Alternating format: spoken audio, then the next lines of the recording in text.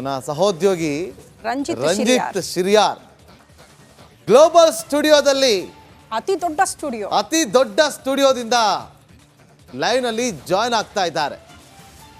Ranjit Shiriyar global ಸ್ಟುಡಿಯೋದಲ್ಲಿ ಇದ್ದೀರಿ. ಇಡೀ ದೇಶದ ಚಿತ್ತ ನೆಟ್ಟಿರುವಂಥದ್ದು ಇವತ್ತಿನ ಫಲಿತಾಂಶದತ್ತ. ದೆಹಲಿ ಅಂಗಳದಲ್ಲಿ ಏನು ಚರ್ಚೆ ಆಗ್ತಾ ಇದೆ, ಗ್ಲೋಬಲ್ ಸ್ಟುಡಿಯೋದಿಂದ ಏನು ಮಾಹಿತಿ ಕೊಡ್ತೀರಿ ನಮ್ಮ ವೀಕ್ಷಕರಿಗೆ ರಂಜಿತ್?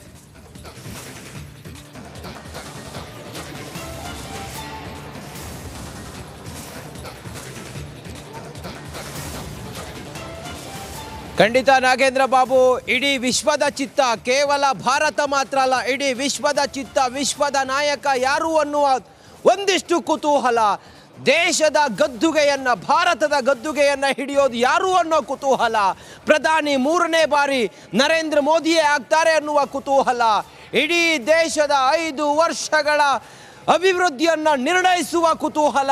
ಇನ್ನೇನು ಕೆಲವೇ ಹೊತ್ತಿನಲ್ಲಿ 145 ಕೋಟಿ ಜನ ಕಾಯುತ್ತಿರುವಂಥ ದೇಶದ ಸರ್ಕಾರ ಯಾರ ಕೈಗೆ, NDA ಕೈಗೋ ಅಥವಾ ಇಂಡಿ ಒಕ್ಕೂಟದ ಕೈಗೋ ಅನ್ನುವ ಕುತೂಹಲ ಇನ್ನೇನು ಕೆಲವೇ ಮಿನಿಟ್ನಲ್ಲಿ ಹೊರಬೀಳುತ್ತೆ. ನಾಗೇಂದ್ರ ಬಾಬು, ನಾನಿರೋದು ರಿಪಬ್ಲಿಕ್ ಗ್ಲೋಬಲ್ ಸ್ಟುಡಿಯೋದಲ್ಲಿ. ಎಲ್ಲ ರೀತಿಯಲ್ಲೂ ಕೂಡ ನಮ್ಮ ಟೀಮ್ ರೆಡಿ ಇದೆ. 543 ಕ್ಷೇತ್ರಗಳಲ್ಲಿ 500 ಜನ ರಿಪೋರ್ಟರ್ಗಳು ಪ್ರತಿ ಕ್ಷಣದ ಅಪ್ಡೇಟನ್ನು ನಮ್ಮ ಮುಂದೆ ನೀಡ್ತಾರೆ, ಜನರ ಮುಂದೆ ನೀಡ್ತಾರೆ. ಆ ಮೂಲಕ ಕರ್ನಾಟಕದ 28 ಲೋಕಸಭಾ ಕ್ಷೇತ್ರಗಳಲ್ಲಿ ಗೆಲ್ಲೋದ್ಯಾರು? ಕಳೆದ ಬಾರಿ BJP 25 ಗೆದ್ದಿತ್ತು, ಕಾಂಗ್ರೆಸ್ 1 ಗೆದ್ದಿತ್ತು, ಪಕ್ಷೇತರರು 1 ಗೆದ್ದಿದ್ರು, JDS 1 ಕ್ಷೇತ್ರವನ್ನ ಗೆದ್ದಿತ್ತು. ಈ ಬಾರಿ ಏನಾಗುತ್ತೆ ಅನ್ನುವ ಕಂಪ್ಲೀಟ್ ಚಿತ್ರಣ ಇನ್ನೇನು ಕೆಲವೇ ಹೊತ್ತಿನಲ್ಲಿ ಹೊರಬೀಳುತ್ತೆ. ನಾವೆಲ್ಲರೂ ಕೂಡ ಕಾಯ್ತಾ ಇದ್ದೀವಿ ಏನಾಗಬಹುದು. ನಡಿ ಈಗ ಶುರು ಮಾಡೋಣ.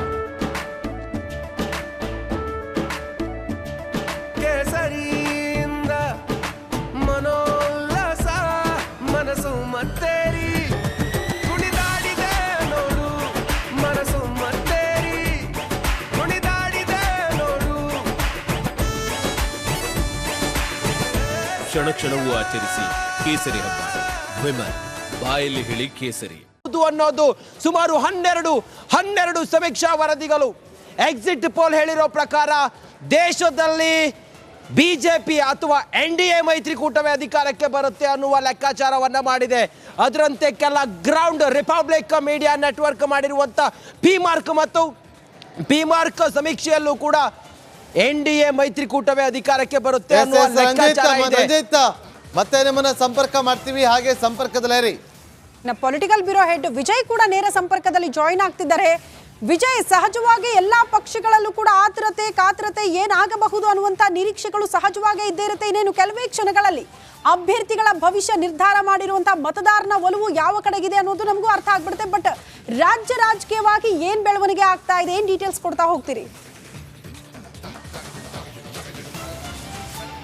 ಶ್ರುತಿ, ಇಡೀ ದೇಶಾದ್ಯಂತ ಕುತೂಹಲ ಕೆಳಿಸಿರುವಂತಹ ಲೋಕಸಭಾ ಕ್ಷೇತ್ರಗಳ ಮತ ಎಣಿಕೆ ಸಂಬಂಧಪಟ್ಟಂತೆ ಇನ್ನು ಕೆಲವೇ ಕ್ಷಣಗಳಲ್ಲಿ ಆರಂಭ ಆಗಲಿದೆ.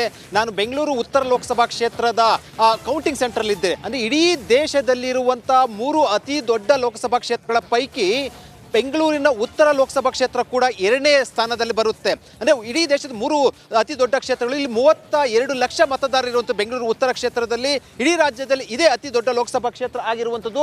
ಸಾಕಷ್ಟು ಅಂದರೆ ಈಗಾಗಲೇ ಕೂಡ 8 ಗಂಟೆಗೆ ಮತ ಕೌಂಟಿಂಗ್ ಆರಂಭ ಆಗಲಿದೆ. ಈಗಾಗಲೇ ಕೂಡ ಏಜೆಂಟ್ಸ್ ಇರ್ಬೋದು ಮತ್ತು ಸಿಬ್ಬಂದಿಗಳು ಕೂಡ ಆಗಮಿಸ್ತಾ ಇರುವಂಥದ್ದು. ಸಂಪೂರ್ಣವಾಗಿ ಎಲ್ಲರನ್ನು ಕೂಡ ಚೆಕ್ ಮಾಡಿ ಒಳಗಡೆ ಬಿಡ್ತಾ ಇರುವಂಥದ್ದು. ಅಂದರೆ ಅಷ್ಟು ಜನ ಏಜೆಂಟ್ ಸಿಬ್ಬಂದಿಗಳು ಕೂಡ. ವಿಜಯ್, ಈಗ ನನಗೆ ಬಹಳ ಕುತೂಹಲ ಇರುವಂಥದ್ದು, ನೀವು ಪೊಲಿಟಿಕಲ್ ಬ್ಯೂರೋ ಹೆಡ್ ಆಗಿದ್ದೀರಿ, ಸಾಕಷ್ಟು ಪೊಲಿಟಿಕಲ್ನ ವಿಚಾರವಾಗಿ ಪ್ರಶ್ನೆಗಳನ್ನು ಮಾಡ್ತಾ ಹೋಗ್ತೀರಿ. ನಿಮ್ಮ ಒಂದು ನಾಲೆಡ್ಜ್ ಪ್ರಕಾರ ನಿಮಗೆ ಆದಂಥ ಒಂದಷ್ಟು ಇನ್ಫಾರ್ಮ್ ಇರುತ್ತೆ, ಸೋರ್ಸ್ಗಳಿರುತ್ತೆ. ಎಕ್ಸಿಟ್ ಪೋಲ್ ನಂಬರ್ ಗಮನಿಸಿದಾಗ ಏನು ಎಕ್ಸ್ಪೆಕ್ಟ್ ಮಾಡ್ಬೋದು? ಒಬ್ಬ ಬ್ಯೂರೋ ಹೆಡ್ ಆಗಿ ಏನು ವಿಶ್ಲೇಷಣೆ ಮಾಡ್ತೀರಿ ಇವತ್ತು? ನಮ್ಮ ವೀಕ್ಷಕರಿಗೆ ಏನು ಮಾಹಿತಿ ಕೊಡ್ತೀರಿ? ನಾಗೇಂದ್ರ ಬಾಬು, ರಾಜ್ಯ ಸರ್ಕಾರ ಗ್ಯಾರಂಟಿ ಯೋಜನೆಗಳು, ಮುಖ್ಯಮಂತ್ರಿ ಸಿದ್ದರಾಮಯ್ಯ, ಉಪಮುಖ್ಯಮಂತ್ರಿ DK ಶಿವಕುಮಾರ್ ನೇತೃತ್ವದಲ್ಲಿ ನಡೆದಂಥ ಈ ಚುನಾವಣೆ ಬಗ್ಗೆ ಸಾಕಷ್ಟು ಕುತೂಹಲ ಇರುವಂಥದ್ದು. ಇಡೀ ದೇಶಾದ್ಯಂತ ಎಕ್ಸಿಟ್ ಪೋಲ್ಗಳ ಬಗ್ಗೆ ಸಾಕಷ್ಟು ಚರ್ಚೆಗಳು ಆಗ್ತಾ ಇರುವಂಥದ್ದು. ಮತ್ತೊಮ್ಮೆ ಮೋದಿ ಅಧಿಕಾರಕ್ಕೆ ಸಂಬಂಧಪಟ್ಟಂತೆ ಎಲ್ಲ ಎಕ್ಸಿಟ್ ಪೋಲ್ಸು ಕೂಡ ಭವಿಷ್ಯ ನುಡಿದಿರುವಂಥದ್ದು. ಈಗಾಗಲೇ ಕೂಡ ಕಾಂಗ್ರೆಸ್ ಅದನ್ನ ತಿರಸ್ಕಾರ ಮಾಡಿರುವಂಥದ್ದು. ಕಳೆದ ಎಕ್ಸಿಟ್ ಪೋಲ್ಸ್ ಕೂಡ ಇದೇ ರೀತಿ ಕೂಡ ಅಭಿಪ್ರಾಯವನ್ನು ವ್ಯಕ್ತಪಡಿಸಿತ್ತು. ಮತ್ತೊಮ್ಮೆ 3ನೇ ಬಾರಿಗೆ ಅಧಿಕಾರಕ್ಕೆ ಏರುವ ನಿಟ್ಟಿನಲ್ಲಿ ನರೇಂದ್ರ ಮೋದಿ ಅವರು ನಡೆಸಿರುವಂಥ ಪ್ರಚಾರ ರಣತಂತ್ರಗಳು ಇವೆಲ್ಲವನ್ನು ಕೂಡ ಏನು ಗಮನದಲ್ಲಿಟ್ಕೊಂಡು ಜೊತೆಗೆ ಮತದಾನ ನಂತರ ಎಕ್ಸಿಟ್ ಪೋಲ್ಸ್ ಬಂದಿರುವಂಥದ್ದು ಎಲ್ಲವೂ ಕೂಡ ಭವಿಷ್ಯ ನುಡಿದಿರುವಂಥದ್ದು. ಆದರೆ 400 ಅಂಕಿ ಸಂಬಂಧಪಟ್ಟಂತೆ ಏನು ಬಿಜೆಪಿ ನಿರೀಕ್ಷೆ ಇತ್ತು, ಯಾರು ಕೂಡ 400 ಅಂಕಿಯನ್ನು ಕೊಟ್ಟಿಲ್ಲ. ಆದರೆ ಮತ್ತೊಮ್ಮೆ ಬಹಳ ಸ್ಪಷ್ಟ ಬಹುಮತದಿಂದ ಮೋದಿ ಅಧಿಕಾರಕ್ಕೆ ಹಿಡಿಯುವ ನಿಟ್ಟಿನಲ್ಲಿ ಕೂಡ ಎಕ್ಸಿಟ್ ಪೋಲ್ಸ್ ಭವಿಷ್ಯ ನುಡಿದಿರುವಂಥ ಹಿನ್ನೆಲೆಯಲ್ಲಿ ಸಾಕಷ್ಟು ಕುತೂಹಲ ಕೇಳಿಸಿರುವಂಥದ್ದು. ರಾಜ್ಯದ ಮಟ್ಟಿಗೆ ಬರೋದಾದ್ರೆ ಕರ್ನಾಟಕದಲ್ಲಿ ಕಳೆದ ಲೋಕಸಭಾ ಚುನಾವಣೆಯಲ್ಲಿ 25 ಲೋಕಸಭಾ ಕ್ಷೇತ್ರಗಳನ್ನು ಬಿಜೆಪಿ ತೆಗೆದುಕೊಂಡಿತ್ತು. ಈಗ ಮತ್ತೊಮ್ಮೆ ಬಿಜೆಪಿ JDS ಸಮ್ಮಿಶ್ರ ಅಂದರೆ ಮೈತ್ರಿಯಲ್ಲಿ ಇದೇ ಮೊದಲ ಬಾರಿಗೆ ಚುನಾವಣೆಯನ್ನು ಎದುರಿಸ್ತಾ ಇರುವಂಥದ್ದು. ಇದು ಸಾಕಷ್ಟು ಕುತೂಹಲಕ್ಕೆ ಎಡೆ ಮಾಡಿಕೊಟ್ಟಿರುವಂಥದ್ದು. ಫಲಿತಾಂಶ ಏನಾಗುತ್ತೆ ಅನ್ನೋಂಥದ್ದು ಈ ಹಿನ್ನೆಲೆ ಅದು ವಿಜೇಂದ್ರ ರಾಜ್ಯಾಧ್ಯಕ್ಷ ನಂತರ ಮೊದಲ ಲೋಕಸಭಾ ಚುನಾವಣೆ ನಡೀತಾ ಇರುವಂಥದ್ದು. ಜೊತೆಗೆ ಇದು ಮುಖ್ಯಮಂತ್ರಿ ಸಿದ್ದರಾಮಯ್ಯ, ಉಪಮುಖ್ಯಮಂತ್ರಿ DK ಶಿವಕುಮಾರ್ ಕೂಡ ಅಗ್ನಿ ಪರೀಕ್ಷೆ ಆಗಿರುವಂಥದ್ದು. ಅವರು 20 ಸ್ಥಾನಗಳಿಗಿಂತ ಹೆಚ್ಚಿನ ಏನು ನಿರೀಕ್ಷೆಯಲ್ಲಿ ಕಾಂಗ್ರೆಸ್ ಇದ್ರೆ, ಮತ್ತೊಂದು ಕಡೆ ವಿಜಯ್ ಮತ್ತಷ್ಟು ಮಾಹಿತಿನ ತಮ್ಮಿಂದ ಪಡೆದುಕೊಳ್ತೀವಿ. ಧನ್ಯವಾದಗಳು ತಮ್ಮೆಲ್ಲ ಮಾಹಿತಿಗೆ. ರಿಪಬ್ಲಿಕನದ ಅತಿ ದೊಡ್ಡ ತಂಡ ಕೆಲವೇ ಕ್ಷಣಗಳಲ್ಲಿ ಲೋಕಸಮರದ ಮಹಾ ಫಲಿತಾಂಶ ಹೊರಬೀಳೋದಕ್ಕೆ ಕೌಂಟೌನ್ ಪ್ರಾರಂಭ ಆಗಿದೆ. ಆ ಕ್ಷಣದ ಮಾಹಿತಿಯನ್ನು ನಿಮ್ಮ ಮುಂದೆ ಇಡ್ತಾ ಹೋಗ್ತೀವಿ ಸ್ಮಾಲ್ ಬ್ರೇಕ್ ಆದ್ಮೇಲೆ.